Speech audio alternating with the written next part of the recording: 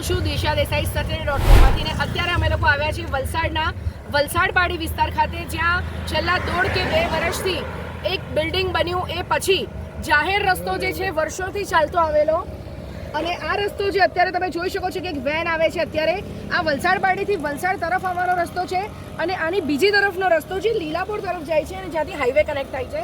તો આ જે રસ્તો છે એ પહેલાં ખુલ્લો હતો અને તમે જુઓ છો કે R&B ડિપાર્ટમેન્ટ દ્વારા જે અહીંયા આવી રીતના બેરિકેડ્સ મૂકવામાં આવે છે.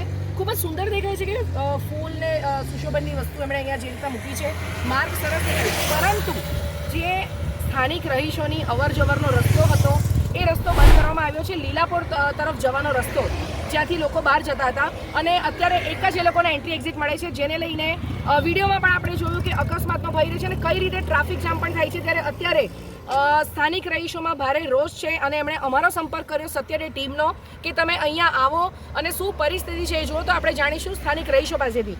શું નામ છે તમારું? કેતનભાઈ દિશા. કેતનભાઈ, જણાવશો કે શું તકલીફ છે આ રોડની જે સમસ્યા છે? વર્ષોથી અમારો રસ્તો ચૂકીને અને એક આઉટ છે જે વલસાડપાડીથી નેશનલ હાઈવે 48ને જોડે છે.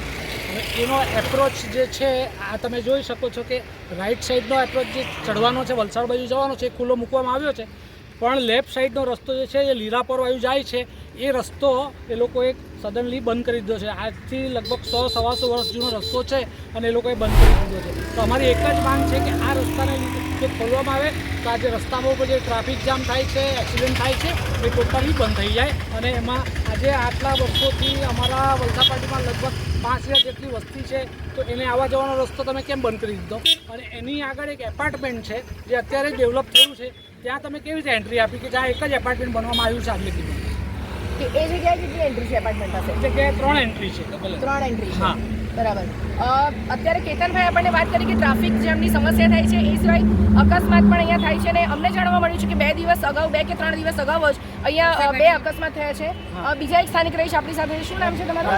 રાજુભાઈ, જણાવશો કે અહીંયા આ સમસ્યાને લઈને કેટલા અકસ્માત થયા છે અને પરિસ્થિતિ શું છે? સુરતથી કે લીલાપુરથી આવતા અહીંયા યુ ટર્ન લેવો પડે છે. મોટી મોટી લક્ઝરીઓ ટ્રકો આવે ત્યારે રસ્તા બે બાજુ બ્લોક થઈ જાય છે ને એટલું બધું ન્યુસન્સ થઈ ગયેલું છે કે અમારા ગામની 2 દીકરીઓ વહુઓ આ 4 દિવસ પહેલાં આઈસીયુમાં મૂકવા પડેલા.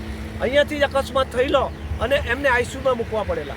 ને અમને આ બનાવ્યું છે, સરસ બનાવ્યું છે, એની માટે અમને કોઈ વાંધો નથી. પણ અમારી એન્ટ્રી સામે આ અમારો વલસાડ બાજુનો રસ્તો છે અને સામેથી અમારો લીલાપુર સાઈડ જવાનો.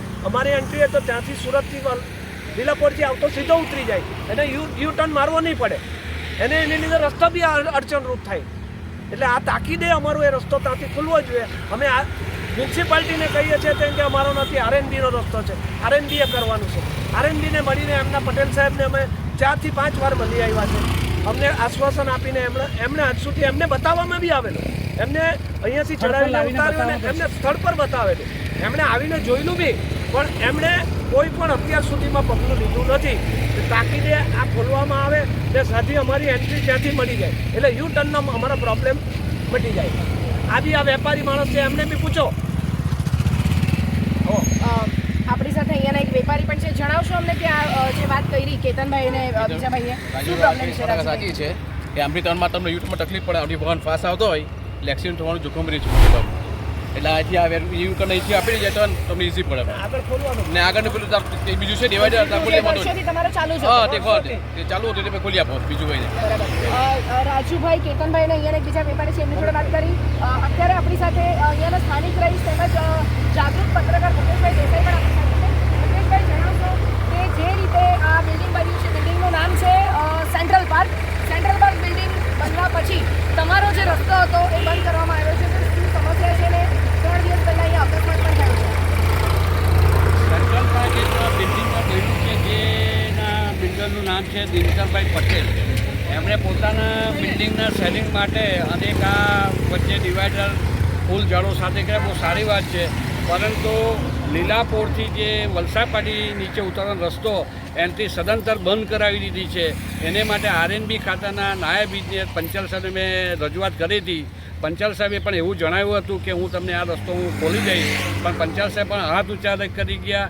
ત્યાર પછી અમારા કાઉન્સિલરોને પણ વાત કરી હતી. કાઉન્સિલર પણ આ બાબતે હવે નારાજગી બતાવે છે. હાલના કાર્યપાલક ઇજનેર જે કે પટેલ સાહેબને પણ આ વાત કરી છે. જે કે પટેલ સાહેબને અમે આરટીઆઈથી બધું માગ્યું છે. પેલા બિલ્ડરને તમે ડબલ એન્ટ્રી કયા કાયદા અનુસાર આપી અને આ એન્ટ્રી કયા કાયદા અનુસાર બંધ કરી, એનો અમને લેખિત જવાબ આપો. પણ હજુ સુધી કોઈ લેખિત જવાબ આપ્યો નથી. અને મુકેશભાઈ, આ બધી રજૂઆતો કરીને કેટલો સમય થયો અંદાજે? આ લગભગ છેલ્લા 2-3 મહિનાથી અમારી રજૂઆત ચાલ્યા કરે છે, સતતની સતત ચાલે, પણ હજુ સુધી કોઈ ફરિયાદનો નિકાલ કરતા નથી. અવારનવાર બહાના બતાવીને હાથ ઊંચા કરી દે છે અધિકારીઓ.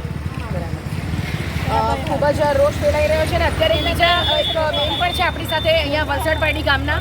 આપણે એમને અત્યારે જ આપણે જોઈ શકીએ છીએ આ 2 વાહનો અહીંયા એક સાથે થઈ ગયા છે. ખૂબ જ મોટી સમસ્યા આપણે કહી શકીએ. અત્યારે હાલ અહીંયા 2 થી 3 થયા છે અને ભવિષ્યમાં કદાચ મોટા અકસ્માતો પણ અહીંયા થઈ શકે ત્યારે ગંભીર પરિસ્થિતિ અત્યારે દેખાઈ રહી છે. વાહનોની સતત અહીંયાથી અવરજવર રોડ છે. આખો દિવસ રનિંગ રોડ છે આ.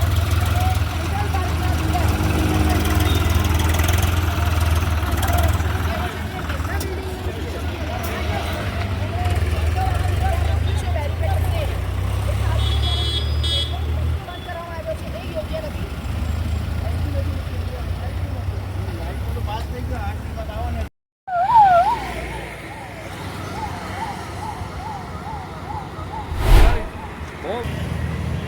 ટ્રાફિકની જે સમસ્યા અત્યારે જ આપણે જોઈ, આપણા ઇન્ટરવ્યૂ અહીંયા ચાલી રહ્યા હતા, લોકો એમની વાત જણાવી રહ્યા હતા ત્યારે અહીંયા જે રીતનો ટ્રાફિક જમા થયો, પૂરેપૂરા અકસ્માતના અહીંયા ચાન્સીસ છે. અને એક એમ્બ્યુલન્સ પણ આવીને એ જ ટાઈમે એક વેનવાળા પણ અહીંયાથી આવતા હતા. કદાચ જો કંઈક મોટી ઘટના થઈ તો આનું જવાબદાર કોણ? બીજા એક સ્થાનિક રહીશ છે અત્યારે આપણી સાથે. બેન, જણાવશો કે શું સમસ્યા છે આ રસ્તાને લઈને?